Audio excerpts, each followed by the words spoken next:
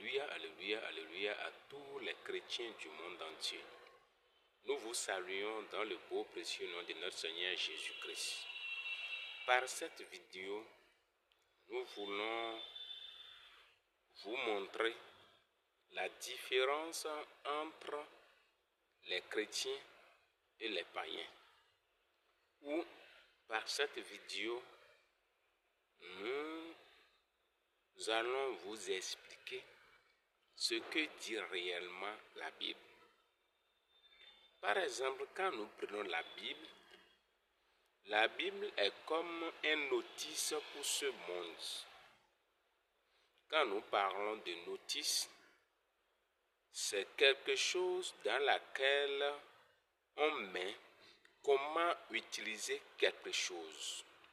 Et quand nous disons que la Bible est la notice de ce monde, cela veut dire dans la Bible, nous allons trouver comment rester dans ce monde. Quand nous parlons dans ce monde, cela veut dire là où nous vivons sur cette terre.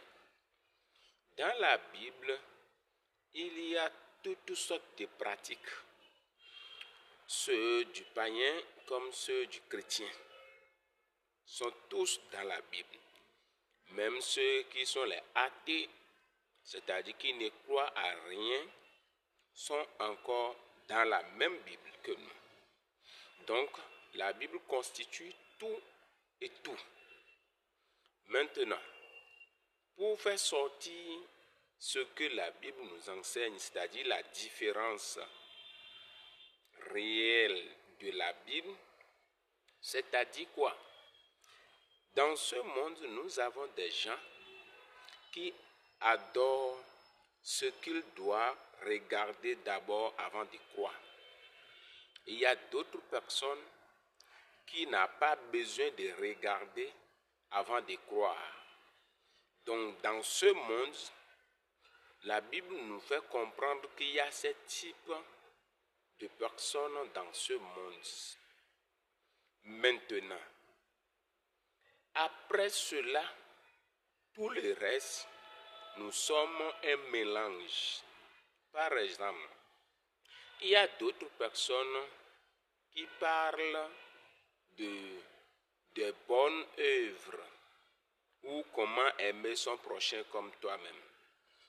Quand nous allons chez les païens, c'est-à-dire ceux qui adorent le vaudou, ceux qui adorent ce qu'ils voient, quand nous allons chez eux, c'est des gens aussi qui font des bonnes œuvres. Ce n'est pas qu'ils sont des gens qui tuent ou qui n'aiment pas les camarades. Non, ce n'est pas ça. Eux aussi, ils aiment aussi les camarades comme nous aussi nous les aimons. Maintenant, si c'est pour guérir, eux aussi, ils guérissent les chrétiens, ils guérissent aussi les camarades comme païens. Même si c'est pour enseigner des bonnes choses, ils sont tous là pour faire comme nous. Même si c'est pour prier, nous prions tous ensemble parce que quand les autres commencent par citer ou parler à base de leur incantation, c'est ça que nous aussi nous appelons ici prière. Donc chacun a sa manière de faire les choses. Mais en fin de compte, qu'est-ce que le Créateur veut? Quand nous disons le Créateur, d'autres personnes peuvent croire que c'est Jésus-Christ est le Créateur de tout. Non. Je vais vous donner cet exemple-là, ce qui se passe dans la Bible. Quand nous prenons le Père, le Créateur de tout, quand nous allons ramener ça dans un couple, nous allons donner cet exemple.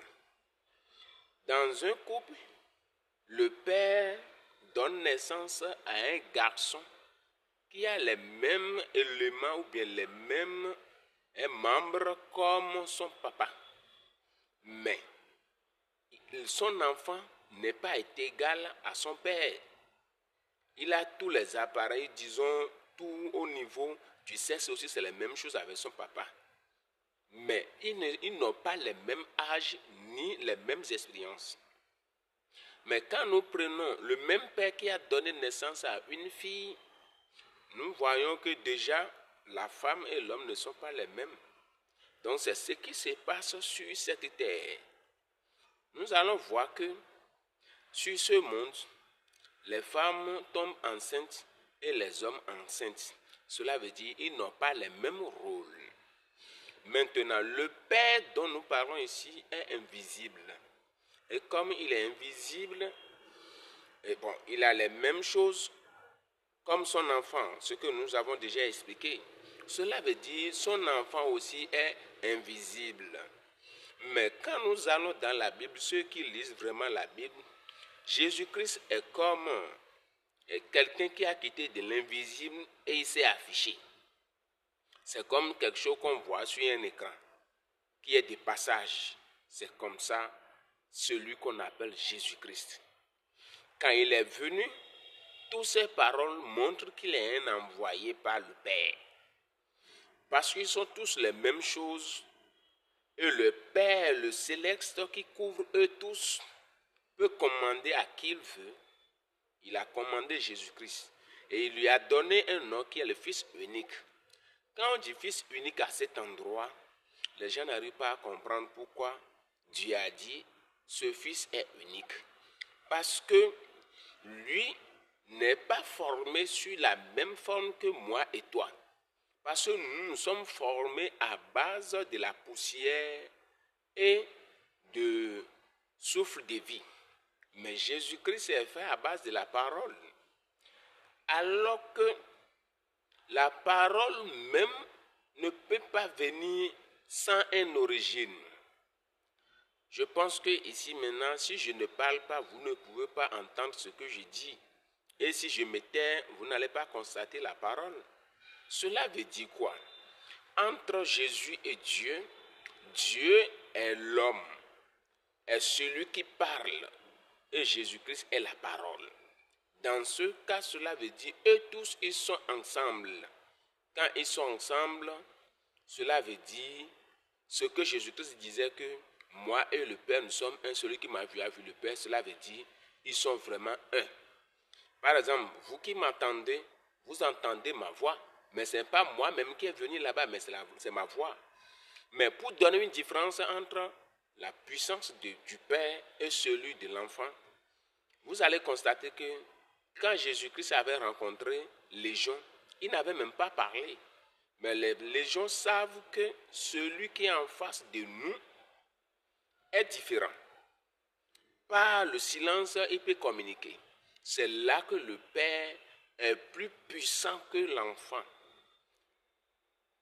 Donc, par là, nous pouvons montrer que quand on parle du Père, on parle du Fils, ce n'est pas la même chose.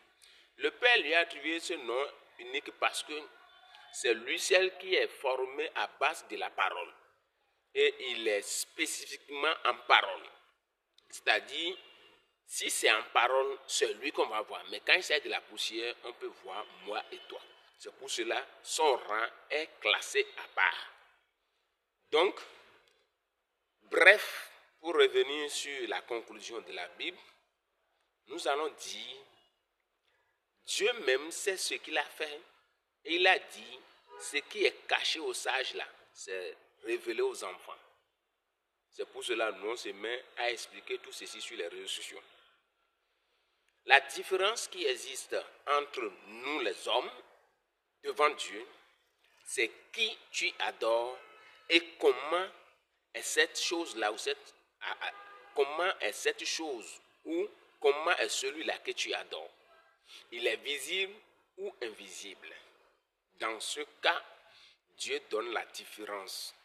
Quand nous allons lire quelque chose dans Jean 20, verset 29, si je ne me trompe pas, là, Jésus-Christ disait, vous m'avez vu et vous avez cru. Mais heureux ceux qui ne m'ont pas vu et qui ont cru. Vous allez constater que là, Jésus-Christ est en train de mettre un accent sur le fait de ne pas voir et croire parce qu'il y a heureux derrière ceux-là. Et heureux, là veut dire quoi? Là, heureux joue le rôle du paradis. Quand nous prenons la Bible à voir toutes les informations que la Bible nous révèle, cela veut dire qu'il y aura un temps que ce monde n'existera plus. Et quand il n'existera plus, qui sont ceux qui vont exister et qui sont ceux qui ne vont pas exister? Je vais vous dire quelque chose. Dans cette vie, tout ce que l'œil regarde a un jour de péremption. Tout ce que l'œil regarde, tout ce qui est visible a un jour de destruction. Et ce jour-là, il sera détruit. C'est comme ça la Bible nous dit aussi que ce qui a des commencements a toujours sa fin. Cela veut dire, nous avons un commencement. Et notre commencement, c'était dans Genèse 1.1. Donc, si la terre va passer, qui sont ceux qui vont rester? Je vais vous montrer, ou je vais vous décrire ce que c'est que le paradis aujourd'hui. Le paradis, c'est en quelque sorte le monde des esprits. Quand nous disons cela, d'autres personnes peuvent imaginer beaucoup de choses, mais nous allons rester terre à terre ici. Quand nous parlons de la vie éternelle, c'est-à-dire là où on ne meurt plus. Prenons un exemple, le vent qui souffle, ou le souffle de vie. Est-ce que celui-là peut être détruit selon vous-même? Est-ce qu'on peut détruire le vide? Est-ce qu'on peut brûler le vide? Est-ce que le vide peut être périmé? Quand nous voyons tout cela, cela veut dire quoi? Si nous adorons quelque chose, nous indiquons là où notre âme ira rester quand nous ne serons pas dans ce monde. Dans la Bible, un verset nous a dit, là où est ton trésor, c'est là où ira ton cœur. Cela veut dire quoi? Là où tu indiques à ton âme qui est en toi, là, celui qui parle, celui qui fait le mouvement, celui qui est toi-même là. Là où tu l'indiques, ce que tu adores à là où tu es maintenant là, c'est là que tu es en train de montrer à ton âme que à ton absence, c'est là qu'il ira. Dans ce cas, si vous confiez votre croyance, votre confiance à quelque chose qu'on voit, alors qu'on nous a dit que ce monde passera, et tu l'as initié ainsi, tu as initié à ton âme, à cet endroit-là, et la fin du monde est venue. Es-tu sûr que sur qui tu as mis ta chose-là ne va pas être détruit? Parce que je vous ai dit tout à l'heure que tout ce que nous voyons a un jour de péremption. Et tu as mis ça sur quelque chose qu'on voit. Et par hasard, c'est son jour de péremption. Je pense que ton âme ira dans la perdition. Donc c'est pour cela, ce que la Bible nous révèle, c'est-à-dire la conclusion de la Bible, c'est croyer et se confier plutôt aux choses invisibles pour avoir la vie éternelle. Cela veut dire, vous indiquez à votre âme qu'à votre absence, vous pouvez résister dans l'invisible. Donc, en quelque sorte, c'est ce que la Bible nous révèle. C'est la conclusion de la Bible. Ce n'est pas parce que je chasse les démons, ce n'est pas parce que je parle, les gens tombent, ce n'est pas parce que quand je parle, il y a les choses qui se réalisent. Ce n'est pas là. Tu peux le faire ainsi. Mais si tu mets ta croyance, ta confiance sur visible, il faut savoir que la vie éternelle sera difficile pour toi parce que bientôt, là où tu as indiqué à ton âme d'aller là, on va détruire là-bas. Et quand là-bas sera détruit là, cela veut dire tu es détruit. Et c'est la fin de ta vie comme ça. Bref, pour ne pas trop aller, ce que la Bible nous enseigne, c'est de croire sur l'invisible pour avoir l'accès au paradis. Et je vous ai dit que le paradis dont on parle, c'est un endroit qu'on ne voit pas des gens comme nous. Disons, c'est un monde invisible. C'est le monde des âmes qui ont reconnu que nous devons donner notre croyance à l'invisible. C'est les mondes qu'on appelle la vie éternelle, ainsi que le royaume de Dieu. Je vais profiter pour vous donner la différence entre le paradis et le royaume de Dieu. Il y a une petite différence. Souvent, nous disons, quand il s'agit d'un pays, on parle de capitale. c'est le capital du royaume des cieux qui est le paradis. Parce que quand vous êtes dans un pays, il y aura toujours une ville qui est bien propre que les autres. Donc, c'est en quelque sorte la différence entre le royaume de Dieu et le paradis. Maintenant, comme conclusion, qu'est-ce que je vous demande? C'est de croire sur l'invisible. D'autres personnes pensent qu'en croyant sur l'invisible, rien ne peut plus marcher pour eux. Je vais vous dire, l'origine de l'homme se trouve dans le vent. L'origine de l'homme se trouve dans l'obscurité, dans l'invisible. L'origine de l'homme, c'est dans l'invisible avant de s'afficher dans le physique ici. Donc, mes chers amis, pour ne pas trop parler, ne comptez sur rien et rien. Comptez sur l'invisible. Quelques versets nous ont dit que si on te dit qu'il est ici, il est là ou il est là-bas, ne le suivez pas. Et d'autres versets nous disent, même si tu te trouves dans le lieu secret là, et tu appelles ton Dieu, il te répondra. Donc Dieu est comme le vent et il est partout. Et là où tu es, il est avec toi. Donc mes chers amis, ce que nous allons faire, c'est de croire sur l'invisible. Je vous demande, croire sur l'invisible pour avoir l'accès au paradis. Mes chers amis, être chrétien, ce n'est pas si compliqué. Mais quand tu vas mettre ta croyance sur l'invisible, ça serait un peu difficile d'avoir les choses comme ceux qui mettent ça sur les choses visibles aujourd'hui. Mais cela va te garantir la vie éternelle. C'est pour cela que je passe par ici pour vous expliquer en conclusion ce que la Bible nous enseigne réellement. Que le nom de l'Éternel soit loué et nous demandons toujours à l'esprit de révélation, l'esprit qui a révélé beaucoup de choses à beaucoup de personnes dans la Bible, de nous révéler tout ceci. Et je pense que tous ceux qui vont tomber sur cette vidéo, que l'Esprit Saint ne laissera pas en vain, que cela soit accompli dans la vie de tous ceux qui vont regarder et abonner. Au nom de Jésus-Christ, nous avons prié ainsi et nous avons expliqué ainsi. Que son nom soit loué infiniment. Merci beaucoup et abonnez.